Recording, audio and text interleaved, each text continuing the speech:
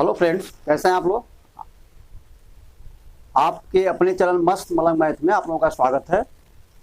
और आज हम स्टार्ट करने जा रहे हैं आपका class 10th math NCERT chapter 7 coordinate geometry. हालांकि कोऑर्डिनेट ज्योमेट्री के बारे में आप क्लास 9th में इंट्रोडक्शन कर चुके हैं, पढ़ चुके हैं उसे। यानी जैसे सपोज करिए किसी पॉइंट को कार्टेशियन प्लान पर लोकेट करना, या किसी पॉइंट का जो है कोऑर्डिनेट दिया गया है, किसी पॉइंट को दिया गया उसको कार्टेशियन प्लान में उसका कोऑर्डिनेट लिखना। तो इस तरह से जो है आपने क्लास 9th में इसका इंट्रोडक्शन जो है थोड़ा बहुत कर लिए हैं। तो अब इसके बाद जो क्लास 10th में आपका है तो उससे थोड़ा सा आगे बढ़ करके क्लास 10th में जो है कोर्स दिया गया है। तो इसको अच्छे तरह से समझिएगा। आज कॉन्सेप्ट है आपका स्टार्ट होने जा रहा।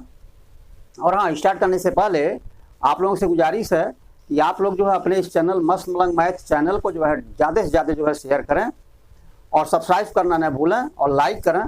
जितना ज़्यादा आप शेयर करेंगे उतना ही जो स्टूडेंट 10th क्लास में हैं उनको बेनिफिट मिलेगा। इसमें आपसे गुजारिश यही है कि और हमारा साथ साथ में कॉन्फिडेंस लेवल भी बढ़ा रहेगा। तो हमको कॉन्फिडेंस जो हमारे अंदर बना रहे ताकि आप लोगों को इस तरह से जो है वीडियो ला करके आपके सामने जो है प्रस्तुत करते रहें। तो हमारे एनर्जी को भी बढ़ाना आप लोगों को ज़रूरी है और बाकी आप लोगों की एनर्जी को तो हम बढ़ा ही रहे हैं। देखिए, चलिए स्टार्ट करते हैं। क्लास 10th मैथ एनसीईआरटी है, चैप्टर आपका 7 है कोऑर्डिनेट ज्योमेट्री। इसको आज शुभारंभ करने जा रहे हैं। तो इसका पहले कॉन्सेप्ट आप देख लीजिए। देखिए कॉन्सेप्ट में क्या था, क्लास 9th में आप जान चुके थे कि जो ये हमारा कार्टेशियन प्लान होता है इसको हम फर्स्ट क्वाड्रेंट कहते हैं। फर्स्ट क्वाड्रेंट है ये सेकेंड क्वाड्रेंट है और ये हमारा जो है थर्ड क्वाड्रेंट होता है और ये हमारा फोर्थ क्वाड्रेंट होता है। ठीक है, हालांकि लाइन जो है और यहाँ तक भी कर सकते हैं, आप कर लीजिए। अगर कोई जो है आपको समझने में दिक्कत होती है, ये हो गया हमारा एक्स डैश। तो इस तरह से है। तो first quadrant, second quadrant, third quadrant और फोर्थ क्वाड्रेंट। इस कार्टेशियन प्लान में x dash is called x axis and y dash is called y axis और intersection of x axis and y axis is called origin और we denote the origin by capital letter O। अब यहां पर जो है आप देखेंगे कि फर्स्ट क्वाड्रेंट है, सेकेंड क्वाड्रेंट है, थर्ड है, फोर्थ है। इसमें आप लोगों को क्लास 9th में बताया जा चुका था कि फर्स्ट क्वाड्रेंट में सबसे पहले जो है कोई पॉइंट लीजिए, यहाँ पे सपोज करिए ये रहा। अब इस पॉइंट का कोऑर्डिनेट हम कैसे लिखते हैं 9th क्लास में बताया जा चुका है। फिर भी आप देखिए, सपोज करिए कि इसको हम यहाँ से परपेंडिकुलर ड्रा करते हैं एक्स एक्सिस पर और इसी पॉइंट से हम परपेंडिकुलर ड्रा करेंगे वाई एक्सिस पर। ठीक है, अब यहाँ से जो है एक्स एक्सिस का जो वैल्यू होगा, सपोज करिए यहाँ पर है 1 2 3 4 5, ये 5 है, ये 4, ये 3 2 1। वैसे यहाँ पे लीजिए एक्स एक्सिस पर 1 हो गया आपका, ये 2 हो गया, 3 हो गया, 4 5 6 और सपोज करिए ये हमारा 7 पर है। ये सपोज करिए 7 पर है। तो देखिए क्या होगा, जो ये पॉइंट हमारा है P, ये पॉइंट हमारा P है, इस P पॉइंट का कोऑर्डिनेट क्या होगा। तो P पॉइंट का कोऑर्डिनेट जब हम लिखते हैं तो यहाँ पर लिखते हैं इसका कोऑर्डिनेट जो होगा, पहले x के वैल्यू को लिखते हैं। तो x का वैल्यू है 5 यहाँ पर, तो यहाँ 5 हमने लिखा। इसके बाद दूसरे प्लेस पर यहाँ जो y का वैल्यू लिखते हैं, y का वैल्यू 7 है, तो हमने यहाँ 7 लिखा। जो परपेंडिकुलर जहाँ आकर के मीट होता है y एक्सिस पर, वो 7 पर आकर मीट हो रहा है, यानी परपेंडिकुलर 7 पड़ रहा है यहाँ पे और यहाँ पे 5 पर परपेंडिकुलर आ रहा है। तो ये हो गया। अब इन दोनों को कहते क्या, देखिए जो पहला जो है संख्या होती है उसे हम कहते हैं एब्सिसा। एब्सिसा, ठीक है। और दूसरा जो होता है उसे हम कहते हैं आर्डिनेट। आर्डिनेट, और ये हम ब्रैकेट को क्लोज कर देते हैं। इनका दूसरा नाम है भी है, पहला जो है एक्स कोऑर्डिनेट भी बोलते हैं इसे। क्या कहते हैं इसे, एक्स कोऑर्डिनेट भी बोलते हैं। एक्स कोऑर्डिनेट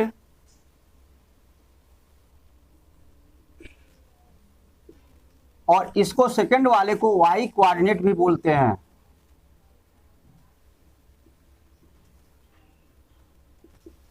ठीक है, इस तरह से 5 is a x coordinate of point P और 7 is a y coordinate of point P, या 5 is a abscissa of point P and 7 is ordinate of point P। ठीक है, तो इस तरह से इसको हम एब्सिसा भी कहते हैं, पहले वाले संख्या को जो x एक्सिस का वैल्यू होता है, जो y एक्सिस का वैल्यू होता है उसे ऑर्डिनेट कहते हैं, या जो x एक्सिस का वैल्यू होता है उसे x कोऑर्डिनेट भी बोलते हैं, और जो 7 y एक्सिस पर जो वैल्यू होता है परपेंडिकुलर जहां पर आता है उसको y कोऑर्डिनेट बोलते हैं। तो इस तरह से जो है ये हमें किसी भी पॉइंट का जो है कोऑर्डिनेट जो है लिखा जाता है। अब आगे देखिए, आप लोगों में जो है पहला जो कॉन्सेप्ट स्टार्ट होता है वो होता है डिस्टेंस फार्मूला। ठीक है, अब यह डिस्टेंस फार्मूला हमारा आया कहां से वो देख लीजिए। डिस्टेंस फार्मूला, ठीक है, डिस्टेंस फार्मूला ये है कि कोई भी जो है कार्टेशियन प्लान पे कोई भी दो पॉइंट हैं उनके बीच का डिस्टेंस जो है पता करने के लिए इस फार्मूले को हम यूज करते हैं। ये फार्मूला जो है आया कैसे, वो इस तरह से देखिए। सपोज करिए कि पॉइंट हमारा यहां पर है, ये पॉइंट यहां ना हो करके सपोज करिए पॉइंट हमारा यहां पर है। ठीक है, ये पॉइंट है P। ठीक है, और पॉइंट P का जो है हमें डिस्टेंस निकालना है। ठीक है, और इसी पर आप एक और पॉइंट ले लीजिए। ठीक है, एक और पॉइंट ले लीजिए यहां पर Q, ये रहा आपका, ये सपोज करिए पॉइंट हमारा Q है, या आप Q को यहां लिखिए। ये Q पॉइंट है, P पॉइंट है। ठीक है, तो PQ का हमें डिस्टेंस निकालना है। तो डिस्टेंस निकालने के लिए P का कोऑर्डिनेट और Q का कोऑर्डिनेट जो हमें मालूम होना जरूरी है। तो चलिए अब फार्मूले के हिसाब से देखिए, सपोज करिए P जो यहां से यहां तक का वैल्यू है, पूरा यहां से और यहां तक जो P से परपेंडिकुलर ड्रा कर रहे हैं, अब इस 5 को भूल जाइए। ठीक है, वो डिस्टेंस हमारा यहां से यहां तक जो है वो है x1, आप ले लीजिए x1। ठीक है, और जो यहां से परपेंडिकुलर हम y पर ड्रा कर रहे हैं, ये y एक्सिस पर, ये सपोज करिए है हमारा y1। ठीक है, अब यहां पॉइंट Q जो है यहां से फिर परपेंडिकुलर हम ड्रा करेंगे x एक्सिस पर, ये रहा। तो ओरिजिन से ये जो डिस्टेंस आया, यानी मात्र ये डिस्टेंस यहां से आपका ये डिस्टेंस, यानी सिर्फ यहां से यहां तक, यानी अब ले लीजिए यहाँ पर PQ हो गया, ये पॉइंट हो गया हमारा R, ये पॉइंट हो गया R, ये पॉइंट, और ये पॉइंट हो गया हमारा S। अब इसको भूल जाइए। ठीक है, अभी फिलहाल के लिए ये पॉइंट हमारा S हो गया, ये पॉइंट हमारा S हो गया, ये पॉइंट हो गया R। अब यहां से परपेंडिकुलर फिर हम यहाँ पर y एक्सिस पर ड्रा करेंगे Q से, ये रहा, तब इसको भूल जाइए, और ये पॉइंट हमारा रहा सपोज करिए कि T। ठीक है, इस ए परपेंडिकुलर हुआ T। तो देखिए अब यहां पर y का भी देख लीजिए। देखिए जिस तरह से हमने x को ये इतना डिस्टेंस x1 लिया, अरे सॉरी x2 लिया, और यहां से यहां तक का डिस्टेंस है x1। देखिएगा पूरा डिस्टेंस यहां से यहां तक है x1, पूरा का पूरा x1 है, और यहां से यहां तक यानी OS हमारा क्या है, x2 है। तो ऐसे देखिए वो R हमारा क्या है, वो R है x1, और OS क्या है हमारा है x2, OS है हमारा x2। ठीक है, अब हम क्या करेंगे कि अब एस आर निकालना पड़ेगा। तभी एस आर को छोड़िए, यहां पर देखिए अब ये जो हमारा डिस्टेंस है ये पूरा, ये हमारा y2 y एक्सिस पर ओरिजिन से लेके यहां तक Q का। ठीक है, y2 हुआ, और इसका जो है y1 ले लीजिए, ये हो गया y1। ठीक है, तो अब देखिए क्या होगा, इसका जो कोऑर्डिनेट हो जाएगा वो क्या होगा, P का कोऑर्डिनेट देखिए क्या हो रहा है, x का वैल्यू जो है यहाँ से यहाँ, यानी मीन्स यहाँ से यहाँ तक P से परपेंडिकुलर एक्स एक्सिस पर ड्रा किया, ये हमारा है x1। क्या देखिए पूरा यहाँ से यहाँ तक x1 है, तो x1 हो गया। और y पर देखिए y1 है, ओरिजिन से लेकर के और यहाँ तक, इसका भी आप नेमिंग कर लीजिए, ठीक है। इसको सपोज करिए हमारा है यहाँ पर जो पॉइंट भी ला करके m है, ठीक है। अब देखिए यहाँ पर pm जो है वो pm इज इक्वल टू क्या होगा, ओ आर के होगा, ठीक है। ये pm जो है परपेंडिकुलर जो y एक्सिस पर ड्रा किया गया है वो ओ आर के इक्वल होगा, क्योंकि ये रिएक्टेंगल बन रहा है, ठीक है। कौन सा रिएक्टेंगल बन रहा है, ओ आर पी एम, ठीक है। अब देखिए ये तो हमारा हो गया, इसका कोऑर्डिनेट हो जाएगा y1, ठीक है। दूसरे इस पर आइए, अब इसका कोऑर्डिनेट क्या होगा, इसका कोऑर्डिनेट हो जाएगा x का वैल्यू क्या है यहाँ से यहाँ तक, x2 है। परपेंडिकुलर जो ड्रा किए हैं वो क्या है यहाँ से यहाँ तक, ये x2 है। यहाँ पे x2 लिखेंगे और यहाँ से यहाँ तक जो है देखिए y2 लिखा गया है, तो ये हो गया y2। तो इस q का कोऑर्डिनेट हुआ x2 y2 और p का हुआ x1 y1। अब pq का डिस्टेंस निकालना है, तो pq को आप जो है ऐसे pq तक ड्रा कर लीजिए और ये परपेंडिकुलर आप इस पर ड्रा कर लीजिए, ठीक है। ये सपोज करिए n है। अब देखिए हमें डिस्टेंस निकालना है pq, लेकिन ये जो है परपेंडिकुलर है, तो हमारा जो राइट ट्रायंगल बन रहा है वो बन रहा है PQN। तो सबसे पहले देख लीजिए यहाँ पे, उसको छोड़िए अभी, तो OR हमारा x1 है, OR x1 है, OS हमारा जो है x2 है। तो SR क्या होगा, SR हो जाएगा, SR देखिए SR क्या होगा, यहाँ से यहाँ तक x1 है, यहाँ से यहाँ तक x2 है, तो x1 में से अगर x2 को माइनस कर देते हैं तो SR हमारा निकल जाएगा, यानी x1 माइनस x2। तो इसको SR हमारा हो जाएगा x1 माइनस x2। अब यही SR जो है किसके बराबर होगा, Q और N के, देखिएगा QN के बराबर जो है यही SR होगा, क्योंकि हमारा SR N और Q हमारा ए भी रिएक्टेंगल है, SR N Q ये भी हमारा रिएक्टेंगल है। तो जो हमारा SR अभी निकाले हैं किसके इक्वल होगा, ये होगा N और Q के इक्वल, ठीक है। तो ये हमारा आ गया यहाँ तक। अब आइए जो है आप जो है ये डिस्टेंस हमें निकालना है PN डिस्टेंस निकालने के लिए हम पूरा देखिए यहाँ से यहाँ तक y1 है, यहाँ देखिए, यानी P और R का वैल्यू y1 है। तो यहाँ देखिए फिर P और R, इसको फर्स्ट डाल लीजिए, P और R का वैल्यू है y1। और यहाँ पर देखिए फिर R और N और Q और S ये दोनों बराबर होंगे, QS क्योंकि ये रिएक्टेंगल है, इनके अपोजिट साइड इक्वल होते हैं, तो N और R is equal to Q और S।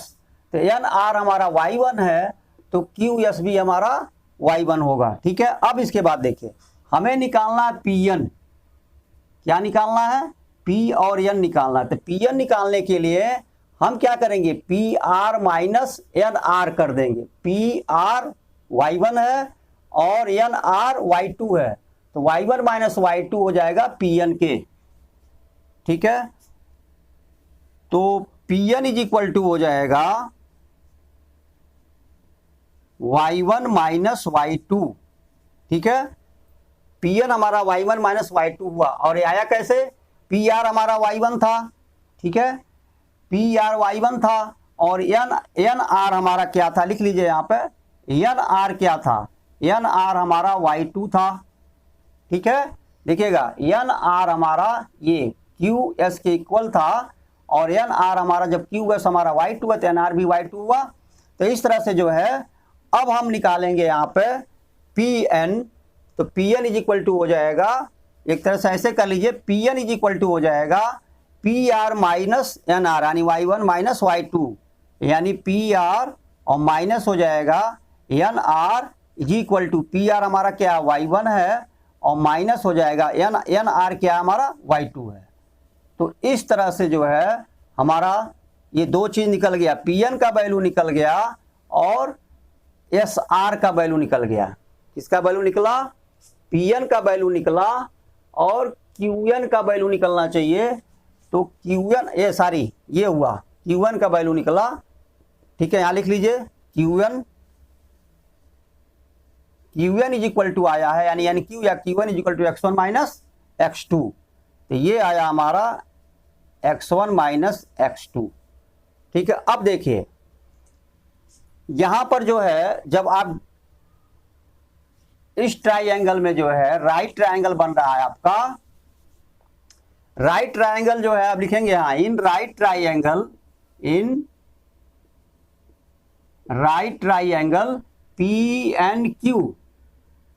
PNQ। देखिए PQ हमारा ये हाइपोटेनियस होगा क्योंकि ये 90 डिग्री है, तो PQ स्क्वायर,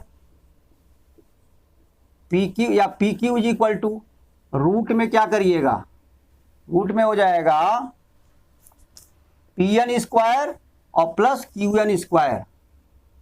ठीक है, तो PN स्क्वायर और प्लस QN स्क्वायर। तो यहां देखिए PQ इज इक्वल टू हो जाएगा, जो डिस्टेंस हमारा दोनों पॉइंट का PQ, ये जो डिस्टेंस है ये हो जाएगा रूट में अब PN स्क्वायर।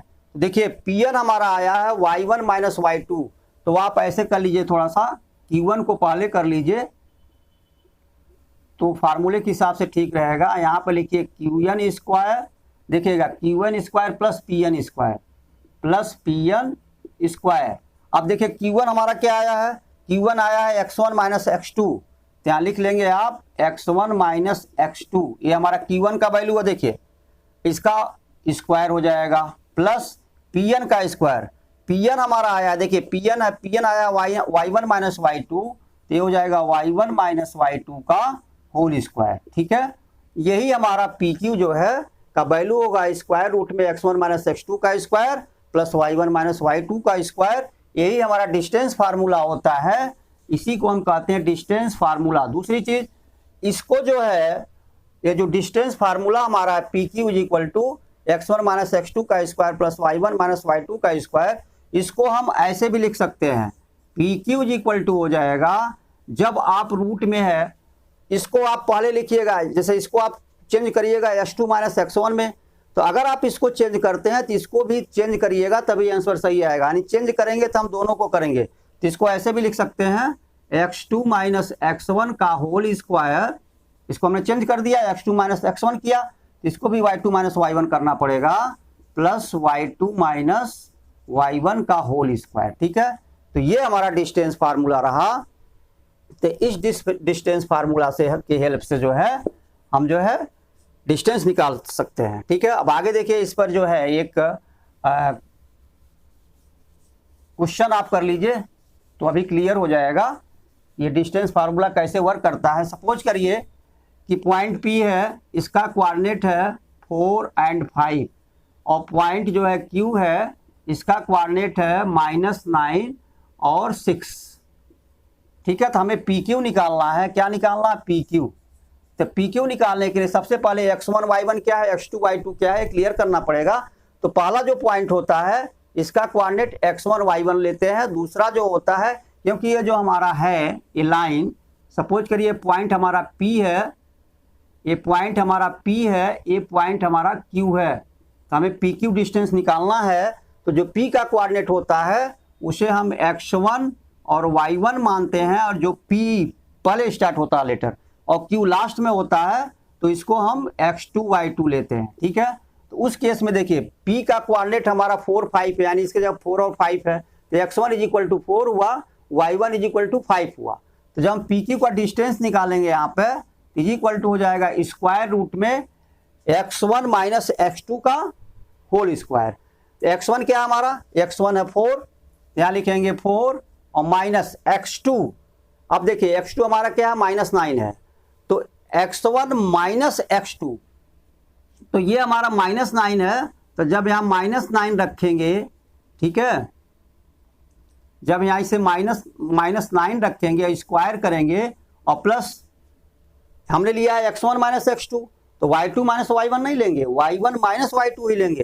तो y1 क्या है यहाँ पर देखिए 5 है, तो 5 y1 और माइनस y2 हमारा क्या 6 है, 5 माइनस 6 का स्क्वायर। अब आप पी क्यू का डिस्टेंस जो है निकालिए। देखिए ये 4 है, अब ब्रैकेट जब ओपन होगा तो माइनस माइनस प्लस हो जाएगा, तो ये हो जाएगा 4 + 9।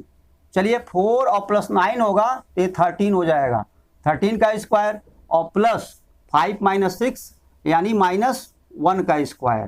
ठीक है, तो इक्वल टू हो जाएगा ये 13 का 1 69 होता है और -1 का स्क्वायर 1 होगा, तो इक्वल टू हो जाएगा √70। तो जो पी क्यू का वैल्यू आएगा वो हो जाएगा, इसका प्राइम फैक्टर कर लीजिए 70 का।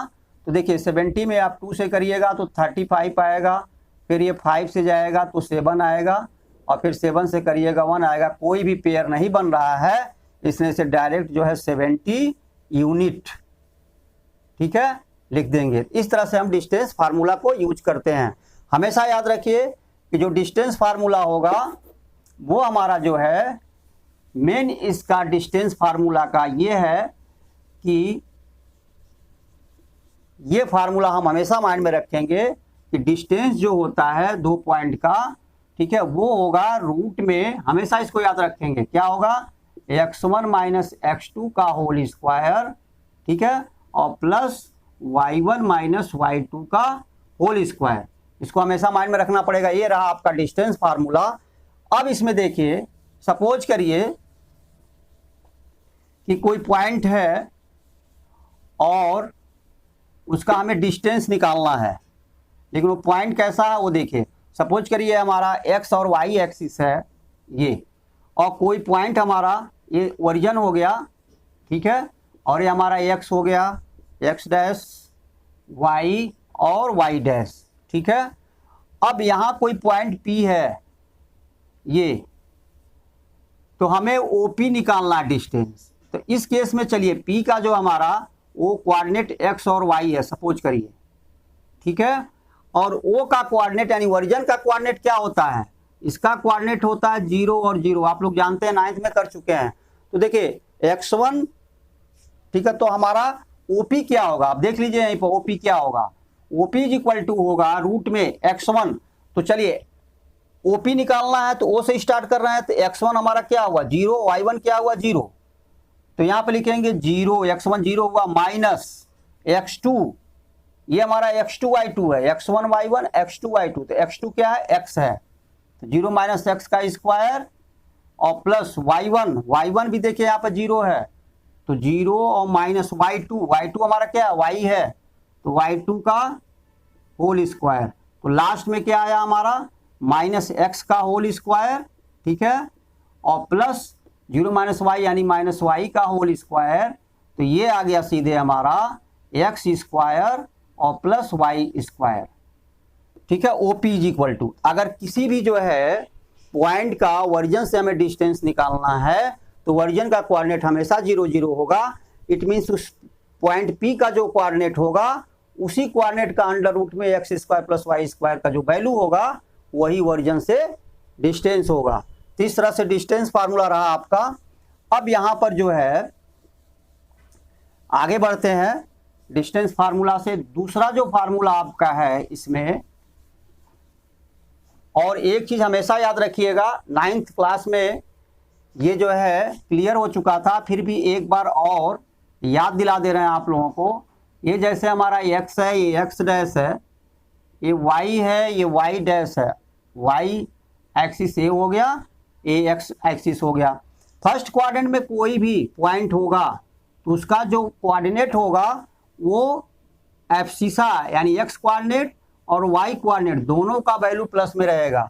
सेकंड में जो रहेगा, सेकंड में जो पॉइंट सेकंड क्वाड्रेंट में आएगा उसका जो है कोऑर्डिनेट जो है x का वैल्यू निगेटिव होगा और y का वैल्यू पॉजिटिव होगा, ठीक है, ध्यान रखिएगा, 9th में कराया जा चुका है। थर्ड क्वाड्रेंट में जो होगा पॉइंट उसका जो है x का वैल्यू निगेटिव होगा और y का भी वैल्यू निगेटिव होगा, ठीक है, x का भी निगेटिव होगा, y का भी निगेटिव होगा। फोर्थ क्वाड्रेंट में जो पॉइंट हमारा पड़ेगा उसका जो है x का वैल्यू तो पॉजिटिव होगा लेकिन y का वैल्यू जो है वो निगेटिव होगा। इस रिजल्ट को आप लोग जो है, ठीक है, इसको हमेशा माइंड में रखिएगा, ठीक है।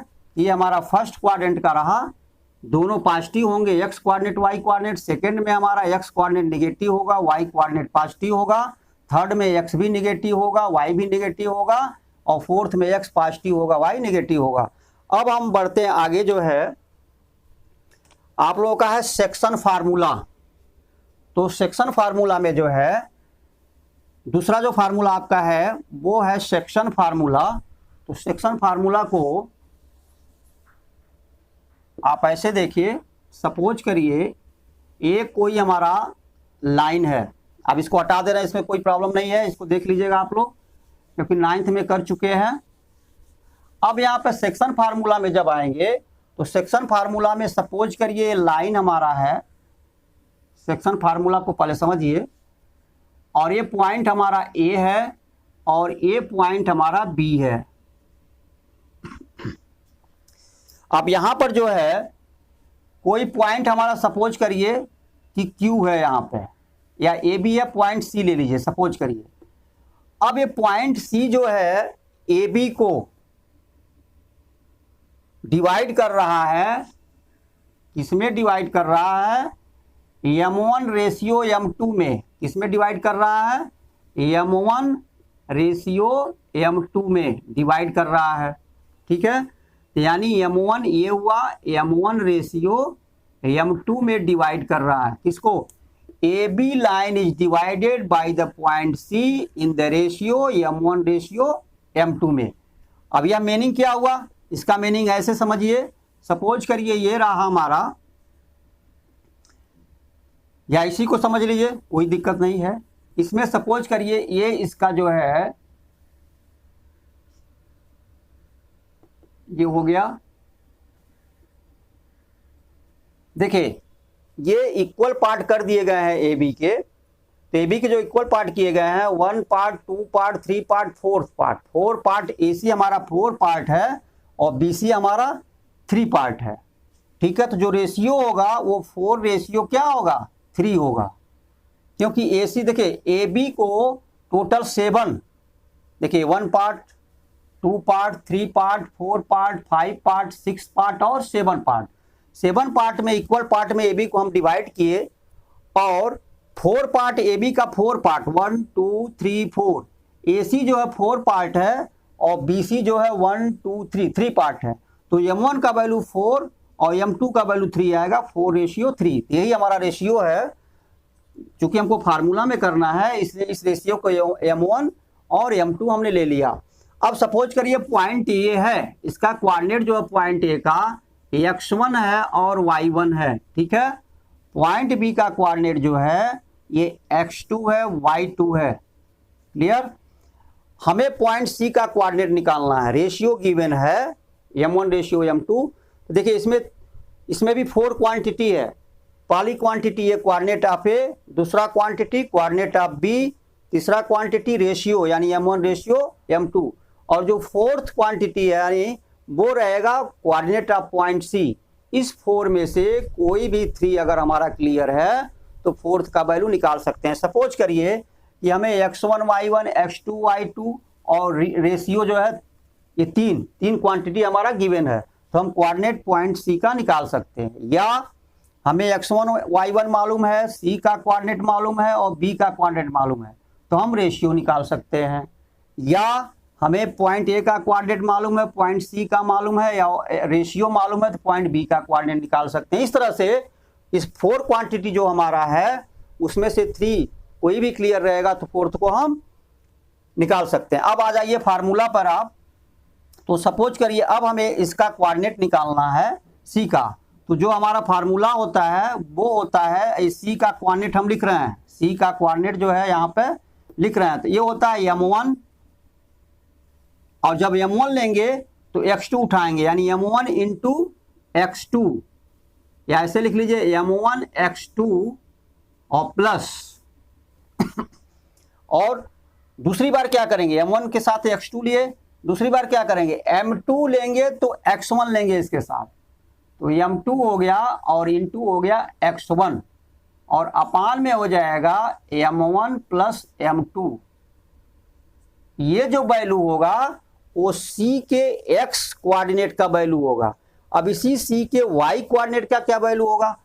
अब हम लेते हैं फिर यहाँ पर m1 जब लेंगे तो y2 लेना पड़ेगा, वही प्रोसेस m1 y2, और प्लस जब m2 लेंगे तो y1 लेना पड़ेगा, और अपान में हो जाएगा m1 प्लस m2। तो ये जो होगा हमारा, ये y कोऑर्डिनेट का वैल्यू होगा इसके, जैसा है ना इसका कोऑर्डिनेट यहाँ पे लिखते हैं तो दो कोऑर्डिनेट होते हैं, एक x कोऑर्डिनेट एक y कोऑर्डिनेट। तो x कोऑर्डिनेट का वैल्यू ये पूरा का पूरा है, ठीक है, y कोऑर्डिनेट का वैल्यू ये है, ठीक है। तो ये हमारा सेक्शन फार्मूला है, इसको कहते हैं सेक्शन फार्मूला, ठीक है। अब क्या है, if point A and B divided by the point C in the ratio m1 ratio m2 then coordinate of point C is equal to, ये रहा, इसकी जरूरत हमेशा पड़ेगी। तो m1 x2, जब हम m1 लेंगे तो x2 लेंगे, और प्लस जब m2 लेंगे तो x1 लेंगे। ये आप नंबर 1 2 2 1 याद रखिए, ठीक है, और प्लस प्लस नीचे ऊपर दोनों है, नीचे हमारे m1 प्लस m2 है। अब इसमें जो है रेशियो को कभी कभी जो है k ratio 1 m1 ratio m2 ने लेकर के इसको, अब देखिए ये तो हो गया आपका, अब इसको हटा दीजिए। अभी सपोज करिए कभी कभी इसको k रेशियो 1 ले लेते हैं, तो अगर k रेशियो 1 लेंगे तो ये m1 का वर्क करेगा, ये m2 का वर्क करेगा। तो यही फार्मूला हमारा m1 के जब क्या हो गया, k हो गया, तो k हो गया, और x2 हो गया, ठीक है, प्लस m2 के जब क्या हुआ, 1 हुआ, तो 1 इंटू x1 हो गया। तो 1 इंटू x1 मीन्स सिर्फ ओनली x1, और अपान में हो जाएगा k प्लस 1, क्योंकि m1 प्लस m2 है तो k प्लस 1 हो जाएगा। ये हमारा जो है x कोऑर्डिनेट का वैल्यू होगा, y कोऑर्डिनेट का वैल्यू हो जाएगा m1 हमारा क्या, फिर देखिए m1 है k, तो m1 k है तो यहाँ पर हो जाएगा m1 और k, ठीक है, m1 हो गया, सॉरी m1 के जब k होगा, गलती हुआ यहाँ पे, m1 के जब k हो जाएगा और y2 हो जाएगा, और प्लस m2 हमारा 1 होगा, तो 1 इंटू y1 करेंगे तो सिर्फ y1 होगा, और अपान में k प्लस 1 हो जाएगा। तो यही कोऑर्डिनेट हमारा इस रूप में हो जाएगा जब हम रेशियो को k रेशियो 1 लेंगे। लेकिन अधिकतर जो हम क्वेश्चन सॉल्व करते हैं, जब हमें कोऑर्डिनेट क्लियर करना होता है यहाँ पे, तो हम m1 रेशियो m2 के रूप में गिवन रहता है, और अगर जो है हमें रेशियो क्लियर करना होता है, मान लीजिए इन तीनों का कोऑर्डिनेट ए सी बी का कोऑर्डिनेट दिया हुआ, हमें रेशियो निकालना, जब भी हमें रेशियो निकालना होता है तो हम रेशियो को के रेशियो 1 सपोज करके आगे सॉल्व करते हैं, ठीक है, क्वेश्चन को। इस तरह से हमारा जो है ये आपका रहा सेक्शन फार्मूला। क्या कहेंगे इसे, फिर एक बार याद कर लीजिए, सेक्शन, ठीक है, सेक्शन फार्मूला, ये रहा हमारा सेक्शन फार्मूला, ठीक है। तो इस तरह से है। अब आगे जो है, आगे बढ़ते हैं। सेक्शन फार्मूला के बाद आपका आता है मिड पॉइंट फार्मूला, एक है, ठीक है, इसको भी समझ लीजिए। अब मिड पॉइंट फार्मूला क्या है, देखिए यहां पर एक लाइन है, सपोज करिए ए बी है, और यही आप ले लीजिए, इसका कोऑर्डिनेट हमारा x1 y1 है, और इसका कोऑर्डिनेट x2 y2 है। तो जो मिड पॉइंट फार्मूला है वो किसी भी लाइन के मिड पॉइंट का कोऑर्डिनेट निकालने के लिए यूज होता है। तो सपोज करिए ए बी का मिड पॉइंट हमारा सी है, जब सी मिड पॉइंट हुआ ए बी का, तो जो हमारा रेशियो था m1 रेशियो m2, वो हमारा क्या हो जाएगा, 1 रेशियो 1 होगा, क्योंकि इक्वल होंगे ये दोनों पार्ट, तो 1 रेशियो क्या हो जाएगा, 1 हो जाएगा।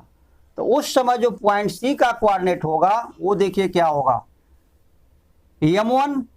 अब इस केस में देखिएगा m1 भी हमारा क्या हुआ, m1 भी 1 है, ठीक है, क्योंकि इक्वल इक्वल पार्ट है, सी मिड पॉइंट है ए बी का, और m2 भी हमारा क्या है, 1 है।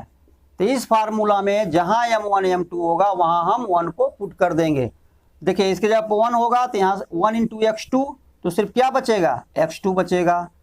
फिर प्लस करेंगे, m2 की जगह पर भी 1 रखेंगे, क्योंकि m1 m2 1 है, तो 1 इंटू x1, तो x1 हो जाएगा।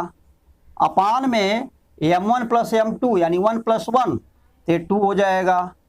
फिर काम लगाइए, सेम इसी तरह से ये हो जाएगा हमारा y2 प्लस y1 बाई 2।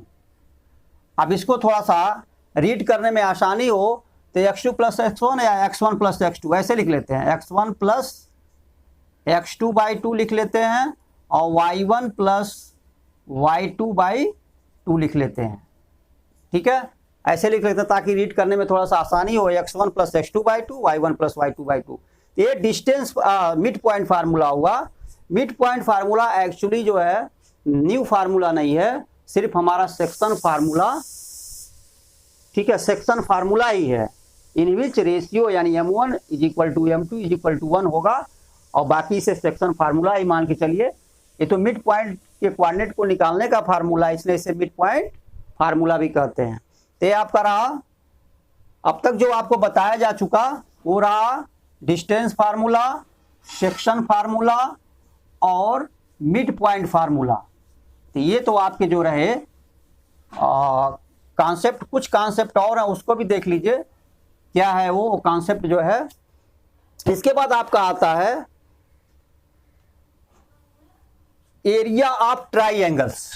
ठीक है, तो इसको भी आप देख लीजिए, एरिया ऑफ ट्राइंगल्स क्या होता है। एरिया ऑफ, ठीक है, ट्राइंगल्स, तो ट्राइंगल्स का एरिया, अगर ट्राइंगल के तीनों वर्टेक्स ए बी सी के कोऑर्डिनेट दिए गए हों तो उनका एरिया कैसे निकालते हैं, उसके लिए जो है आपका फार्मूला देखिए एरिया ऑफ ट्राइंगल्स के लिए। सपोज करिए कि ये हमारा ट्राइंगल्स है, ये ट्राइंगल्स हुआ ए बी सी और ए का कोऑर्डिनेट हुआ सपोज करिए x1 और y1, बी का कोऑर्डिनेट हुआ x2 y2, सी का कोऑर्डिनेट हुआ x3 y3। ठीक है, तो इस ए बी सी का जो एरिया होगा वो हम कैसे निकालेंगे, तो इसका फार्मूला देखिए क्या है। यहां लिखेंगे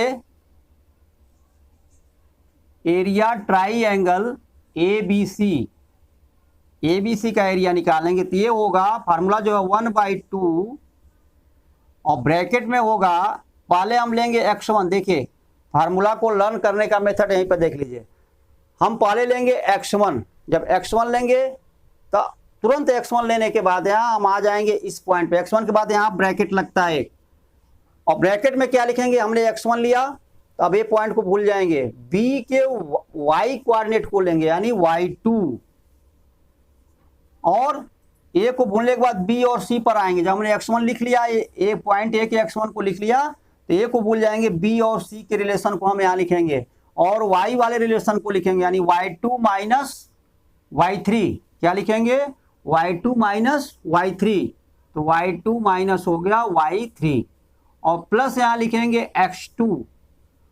अब जब x2 पर चले आए तो b को भूल जाएंगे, फिर c और b में रिलेशन देखेंगे y में, तो y3 माइनस y1, यहाँ पर लिखेंगे y3 और माइनस y1। अब देखिए हमारा x1 भी हो गया, x2 भी हो गया। अब पहुंचेंगे x3 पर, पॉइंट c पर, तो यहाँ लिखिए प्लस x3 और ब्रैकेट लगाइए। जब x3 पे पहुंचे आप तो अब पॉइंट c को भूल जाइए। अब a और b में रिलेशन देखिए, y कोऑर्डिनेट में क्या होगा, तो y1 माइनस y2 क्या हो जाएगा, y1 माइनस y2। तो ये जो हमारा बनेगा और ब्रैकेट को क्लोज कर दीजिए। ठीक है, ये जो फार्मूला बना x1 in bracket y2 minus y3 plus x2 in bracket y3 minus y1 plus x3 y1 minus y2 और इधर 1/2 लगा हुआ है, ये हमारा एरिया ऑफ ट्राइंगल ABC हुआ।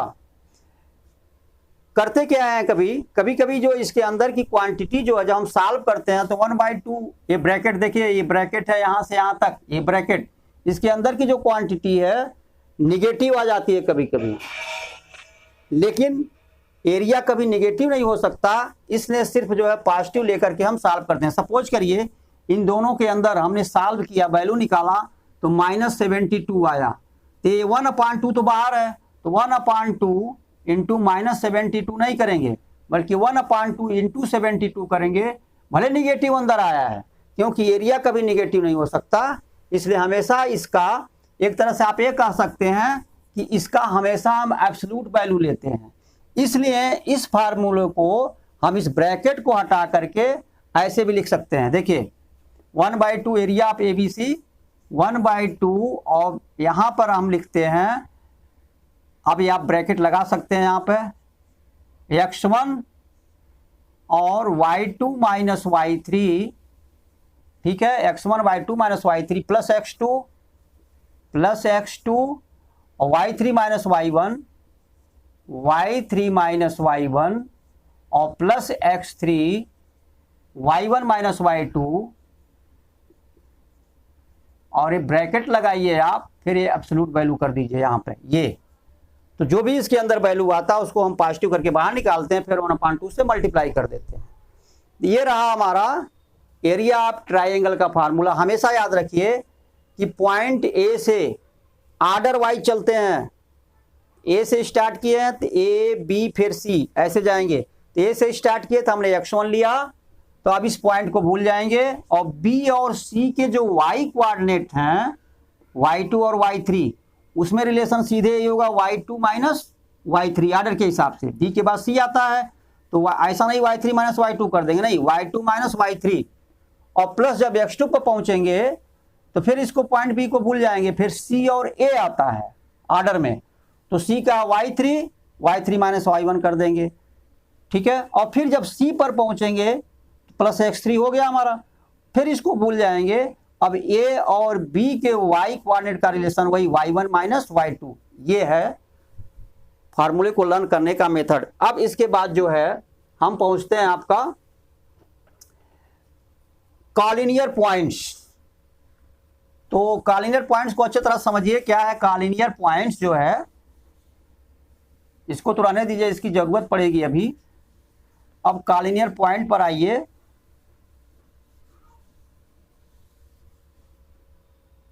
इसको आप ऐसे y1 माइनस y2 रहने दीजिए, ये हो गया हमारा कॉलिनियर पॉइंट में। सपोज करिए कि 3 पॉइंट कॉलिनियर है या 4 पॉइंट कॉलिनियर हैं, तो अक्सर जो इसमें क्वेश्चन है वो 3 पॉइंट गिवन है आप लोगों के कोर्स में, और उनको कॉलिनियर प्रूफ करना होता है। तो यहाँ पे कॉलिनियर प्रूफ करने के लिए 2 मेथड हैं। एक तो ये है, सपोज करिए ये हमारे पास 2 पॉइंट हैं ए और बी, और एक पॉइंट हमारा सपोज करिए सी यहाँ पर है। अब इसका कोऑर्डिनेट हमारा गिवन है x1 y1, x2 y2 और सी का है x3 y3। तो एक तो हम डिस्टेंस फार्मूला यूज करके 3 पॉइंट की कॉलिनियरिटी जो है हम प्रूव करते हैं, और दूसरा जो कॉन्सेप्ट है वो एरिया ऑफ ट्राइंगल यूज करके, ठीक है, हम जो है कॉलिनियरिटी हम प्रूव करते हैं। तो देखिए सबसे पहले डिस्टेंस फार्मूला से कैसे करते हैं। देखिए कोऑर्डिनेट दिया गया है ए सी और बी का, तो हम सबसे पहले देखिए क्या क्या निकालते हैं। 3 क्वांटिटी है इसमें, ए सी है, तो डिस्टेंस फार्मूला से ए सी का वैल्यू निकाल लेते हैं, डिस्टेंस निकाल लेते हैं यहाँ पे, ठीक है, क्या होगा। फिर बी सी, सी बी या बी सी निकालते हैं, ठीक है, उसका भी कुछ वैल्यू होगा, क्योंकि कोऑर्डिनेट तो दिया है, डिस्टेंस फार्मूला यूज करके डिस्टेंस निकालेंगे। फिर जब हमने ए सी निकाल लिया और बी सी निकाल लिया, फिर हम ए बी भी निकाल लेते हैं। क्या निकाल लेते हैं, ए बी भी निकाल लेते हैं। और जब हमने ए बी भी निकाल लिया, तो इन तीनों में हमें देखेंगे कि किसी 2 को ऐड करने पर, अब ये देखिए इतना हमें चेक करना पड़ेगा कि ए सी और प्लस बी सी अगर करते हैं, ए सी प्लस बी सी करते हैं तो ए बी के इक्वल आना चाहिए। देखते हैं कि ये ए बी के इक्वल है कि नहीं, ये चेक करते हैं। अगर इक्वल है तो तीनों पॉइंट हमारे कॉलिनियर है। क्यों कॉलिनियर, देखिए ए सी और प्लस बी सी, अगर ए सी और बी सी के लेंथ को ऐड करके और ए बी के इक्वल आ जा रहा है, ए बी के इक्वल, इट मीन्स ये तीनों पॉइंट जो है इस लाइन पॉइंट सी भी इसी लाइन पर है। तो इस तरह से करते हैं। अगर और फिर नहीं आता अगर तो इसको चेक करते हैं, BC और AB को लेते हैं, BC प्लस AB लेते हैं, और जब BC प्लस AB लेंगे तो जो दोनों को ऐड करेंगे तीसरा जो बचा रहेगा उसके इक्वल होना चाहिए, ये इक्वल होना चाहिए AC के। अब देखिए यहाँ पे जब हम BC ठीक है और प्लस AB लिए तो कहेंगे सर ये तो उल्टा हो गया, BC लिए और BC को ऐड किया और AB को ऐड किए तो AC के इक्वल कैसे होगा,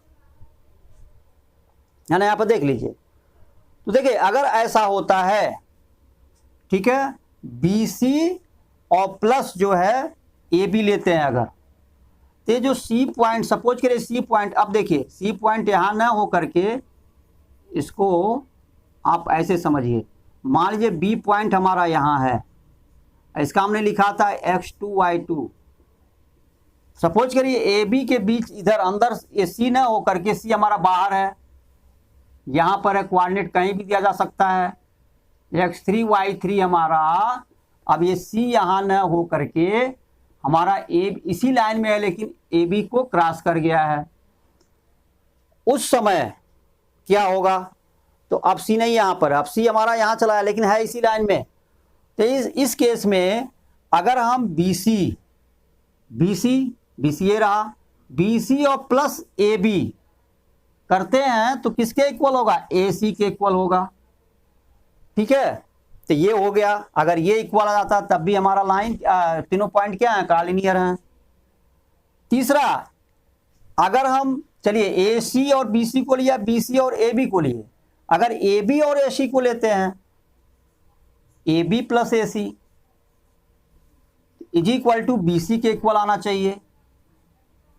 एक्चुअली जो हम तीनों क्वांटिटी निकालते हैं तो तीनों जो संभावनाएं जो हैं वो चेक कर लेते हैं, किसी एक में अगर इक्वल आ जाता है तो हमारे पॉइंट कॉलिनियर होते हैं, अगर तीनों में से किसी एक में इक्वल नहीं आता तो हमारे कॉलिनियर नहीं होते। अब इस केस में क्या होगा, जो पॉइंट C होगा वो इधर इस साइड में न हो करके वो C हमारा इधर हो जाएगा, इधर C हो जाएगा यहाँ पे x3 y3, क्योंकि क्वेश्चन में ये नहीं दिया रहेगा कि C हमारा A साइड में है या B साइड में है, B के बियॉन्ड B है या बियॉन्ड A है। तो अब देखिए AB, अब हम ऐड कर रहे हैं, देखिए AB और प्लस क्या है, AC है, प्लस AC क्या हो गया, AB प्लस AC हो गया B और C, ठीक है। तब भी हमारा पॉइंट C इसी लाइन पर होगा तो कॉलिनियर होगा। ये डिस्टेंस फार्मूला से इस तरह से हम डिस्टेंस निकाल करके, ठीक है, क्योंकि कोऑर्डिनेट दिए रहेंगे तो डिस्टेंस निकाल करके हम ये प्रूव करते हैं। ये तो डिस्टेंस फार्मूला से हुआ। और बताए थे एक एरिया, जो ट्रायंगल का एरिया है उस फार्मूले से कैसे करते हैं। तो जो ये ट्रायंगल का एरिया, देखिए एरिया का फार्मूला यही है, ठीक है, क्या है ये, एरिया ऑफ ट्रायंगल, कोई भी ट्रायंगल हो, ठीक है, उसके कोऑर्डिनेट अगर x1 y1 x2 y2 x3 y3 है, ABC ऑर्डर के हिसाब से। यहाँ पर जो है, अब देखिए सपोज करिए कि 3 पॉइंट हमारे पास हैं, ठीक है, A और B, A B और C, अगर ये तीनों पॉइंट कॉलिनियर हैं तो इनसे ये तीनों पॉइंट हमारे लाइन पे ही पड़े रहेंगे, यानी स्ट्रेट लाइन पे, तो कोई भी हमारा ट्रायंगल नहीं बनेगा। तो इस कॉन्सेप्ट को लेते हुए कि अगर ये तीनों पॉइंट हमारे, तीनों पॉइंट के कोऑर्डिनेट गिवन रहेंगे, क्या रहेंगे, x1 y1 x2 y2 और x3 y3, ये तीनों पॉइंट गिवन रहेंगे। तो अगर तीनों पॉइंट जो हमारे कॉलिनियर हैं तो स्ट्रेट लाइन में पड़ेंगे, तो इनसे कोई ट्रायंगल नहीं बनेगा। और जब कोई ट्रायंगल बनेगा ही नहीं तो ट्रायंगल का एरिया क्या होगा, इन तीनों पॉइंट से जो ट्रायंगल बनेगा, पहली बात तो बनेगा नहीं, लेकिन हम एरिया निकालेंगे, ये सपोज मान करके एक ट्रायंगल बन रहा है, एरिया निकालेंगे तो सीधे इक्वल टू 0 रख देंगे, अरे सॉरी एरिया निकालेंगे, वो एरिया अगर 0 आ जाता है, ठीक है, जैसे ये हमारे पास ये हमारा जो अभी फार्मूला जो बना है इसी से तो बना है, ए बी सी, ए का कोऑर्डिनेट हमारा x1 y1 लिए थे, बी का x2 y2, सी का x3 y3, उसी कोऑर्डिनेट को यूज करके हमने एरिया का फार्मूला बनाया है, एरिया ऑफ ट्राइंगल का। तो यही फार्मूला यूज करेंगे, x वही पॉइंट हमारे पास है, x1 y1 यहाँ है, x2 y2 जो है बी वाला यहाँ पर है, सी वाला हमारा x3 y3 है। तो जब ये लाइन में होंगे तो इनका एरिया, हम सीधी सी बात है एरिया निकालेंगे। एरिया अगर 0 आ जाता है तो इट मीन जब एरिया 0 आता है तो तीनों पॉइंट हमारे कॉलिनियर हैं, यानी एक स्ट्रेट लाइन में है, तभी एरिया 0 आया, क्योंकि हमारा ट्राइंगल बना ही नहीं, इसलिए एरिया 0 आया। ठीक है, तो यहाँ पर हम निकालते हैं, इसका जो है वैल्यू निकालते हैं। ठीक है, और अगर ये 0 आ जाता है, देखिए ये ऐसे है हमारा, फिर हम लिखते हैं if A B and C are collinear, अगर ये कॉलिनियर हैं तो 1/2 और x1 y2 minus y1 plus x2 y3 minus y1, y3 minus, यहाँ पे कहीं पर y3 माइनस, चलिए हमने y3 लिया, y3 minus y1, y1 minus y2 और plus x3 y1 minus y2, ये ट्राइंगल का एरिया है। तो ये हमारा क्या हो जाएगा, ये हमारा जो है 0 हो जाएगा, इज इक्वल टू 0 होगा अगर ये तीनों पॉइंट ए बी सी जिनके coordinate x1 y1, x2 y2, x3 y3 हैं, ये इनका एरिया क्या होगा, 0 होगा। इट मीन्स हम क्या निकालते हैं, 1/2 को उधर ले जाएंगे तो 0/1/2, 1/2 मल्टीप्लाई है यहाँ पर, देखिए 0/1/2 हो जाएगा तो 0 बन जाएगा। तो हमारा क्या होना चाहिए, x1 y2 माइनस y1 और plus x2 y3 minus y1 और plus x3 y1 minus y2 is equal to 0 होगा अगर ये तीनों पॉइंट कॉलिनियर होंगे। या आप इसी फार्मूले में ही रख के निकालेंगे ऑटोमेटिक, पहले ही हमारा 1/, जब ये 0 हो जाएगा तो 1/2 इंटू 0 0 हो जाएगा। ठीक है, ये हमारा कॉलिनियरिटी आप 3 पॉइंट्स को एक डिस्टेंस फार्मूला से एक एरिया ऑफ ट्राइंगल का, अब देखिए समझ लीजिए, अगर ये बी पॉइंट सपोज करिए इस लाइन पर नहीं है, ये बी पॉइंट हमारा इस लाइन पर है, बी पॉइंट हमारा यहाँ चला आया है, ये बी यहाँ चला आया, तो देखिए ट्राइंगल बन रहा है कि नहीं बन रहा, देखिए बन रहा है, इसका कुछ ना कुछ एरिया होगा, और जब कुछ ना कुछ एरिया होगा तो यहाँ पे इसका वैल्यू जो है वो 0 आएगा नहीं। जब 0 आएगा नहीं, 0 नहीं आएगा तो लिख देंगे point A B C are non collinear. ठीक है, और अगर ये पॉइंट बी यहाँ पर है तो कोई ट्राइंगल नहीं बनेगा, कोई ट्राइंगल नहीं बनेगा, it means A B C हमारा स्ट्रेट लाइन पर है, यानी ए बी सी हमारे कॉलिनियर है। ये चीज है इसका कॉन्सेप्ट। ठीक है, अब इसके बाद आगे बढ़ते हैं, और इसके कॉन्सेप्ट आपके जो है ज्यादा नहीं है।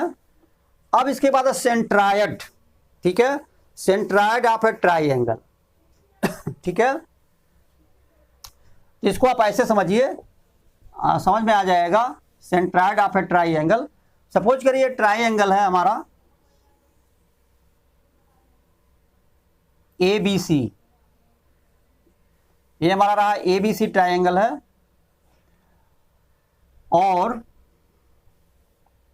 इसका जो कोऑर्डिनेट हमारा x1 y1 है, बी का कोऑर्डिनेट हमारा x2 y2 है, सी का कोऑर्डिनेट हमारा x3 y3 है। इस केस में इसका जो सेंट्रायड होता है क्या होता है,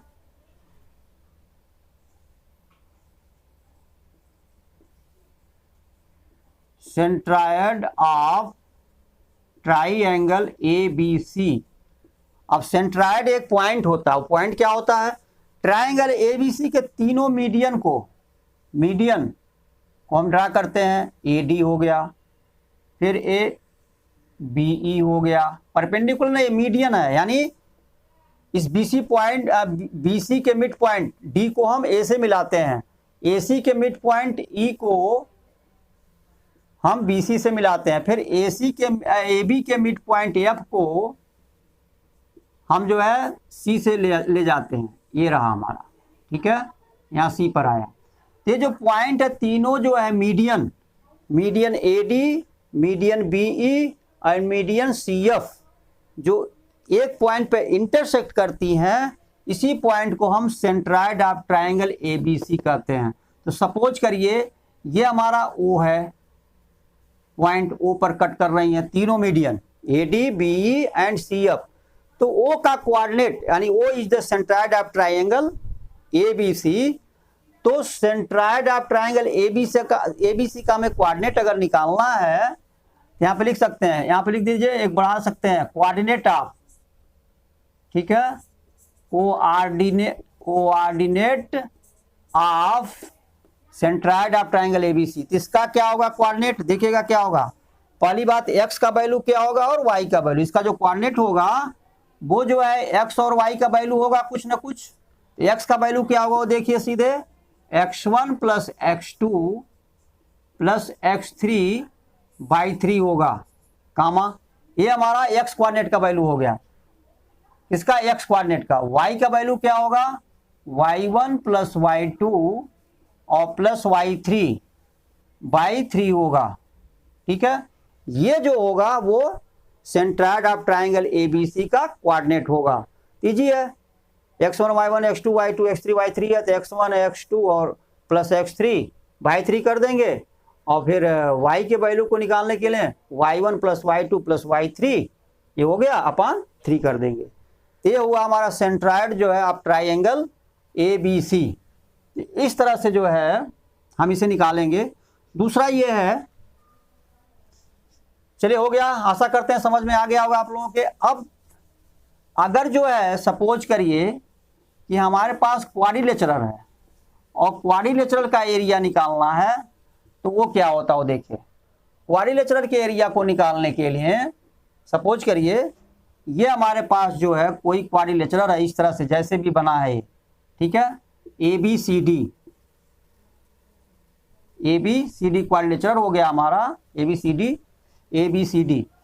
अब इसका कोऑर्डिनेट सपोज करिए x1 है, y1 है, B का कोऑर्डिनेट हमारा जो है वो x2 है, y2 है, C का कोऑर्डिनेट हमारा x3 है, y3 है, और D का हमारा जो है x4 है, y4 है, ठीक है।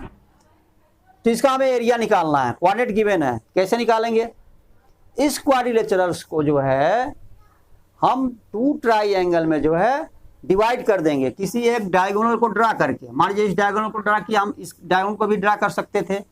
अब देखिए 2 ट्राइंगल में कन्वर्ट हो गया, तो A, B और D का कोऑर्डिनेट मालूम है, इस ट्राइंगल का एरिया निकल जाएगा, और प्लस BDC के कोऑर्डिनेट मालूम है, तो इस ट्राइंगल का एरिया निकल जाएगा। तो दोनों ट्राइंगल के एरिया को हम ऐड कर देंगे, तो यहाँ पर क्या होगा, area of quadrilateral ABCD is equal to हो जाएगा एरिया ट्राइंगल ABD और प्लस एरिया ट्राइंगल BDC। इस तरह से जो है दोनों ट्राइंगल के एरिया को हम ऐड कर देंगे, तो ये हो जाएगा। इस तरह से आप कर सकते हैं। दूसरा है हमारा, एक और समझ लीजिए, इसके कॉन्सेप्ट लास्ट कॉन्सेप्ट है ये, वो देखिए क्या है। अगर हमारा कोई क्वाड्रिलेटरल्स है और उसके 4 कोऑर्डिनेट दिए गए हैं, ठीक है, A x1 y1, B हमारा है x2 y2, पॉइंट B का कोऑर्डिनेट, पॉइंट C का कोऑर्डिनेट है x3 y3, और पॉइंट D का कोऑर्डिनेट है x4 y4। तो अगर इसे हम ये प्रूव करना है कि ABCD are vertices of parallelogram, मान लीजिए, तो सबसे पहले आप पैरेललोग्राम पर ही आइए। फर्स्ट आइए आप पैरेललोग्राम पर।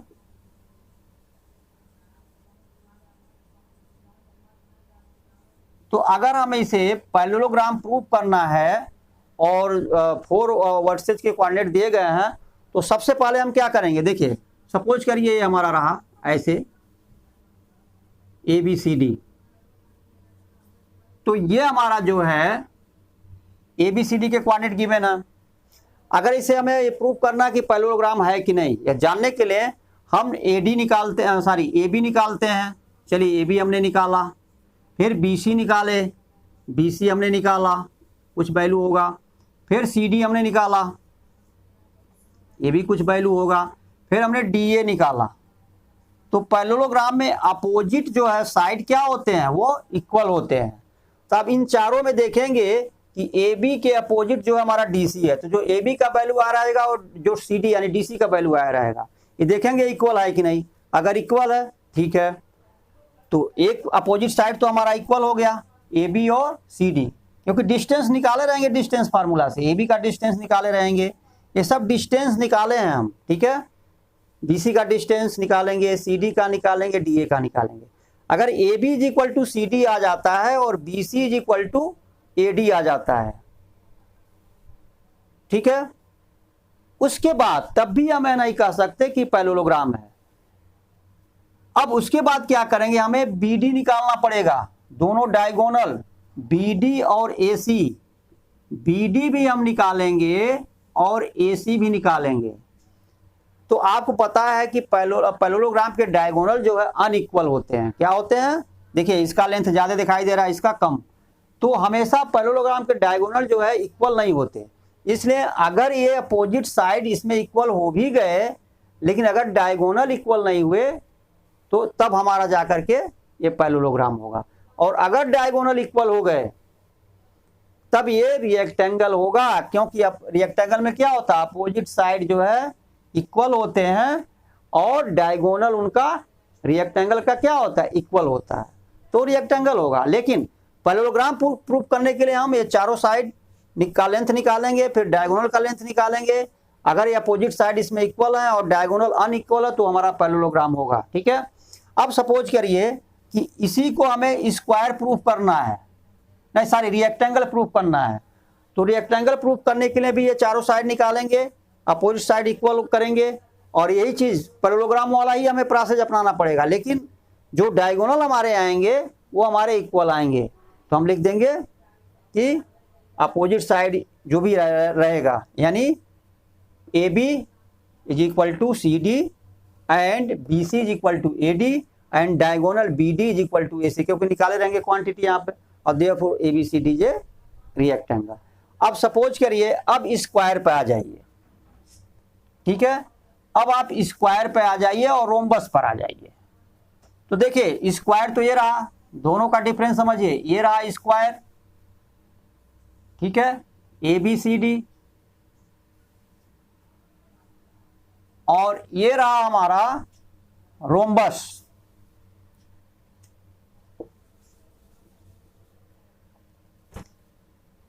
ये रहा हमारा रोम्बस,